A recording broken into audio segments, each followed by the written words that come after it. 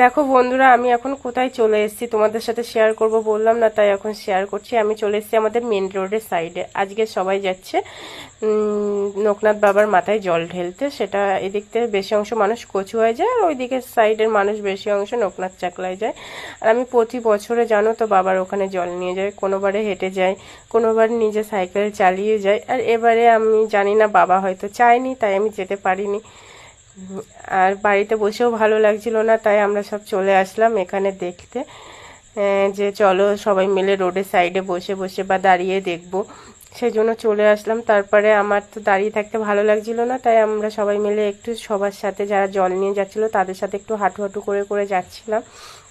আর লোকনাথ চাকলার বা কচুয়াধাম জানি না সবাই কোথায় যাচ্ছে, কিন্তু প্রচুর পরিমাণে ভিড় হয়েছে, তোমরা তো দেখতে পারো, মানে দেখতে পাচ্ছ।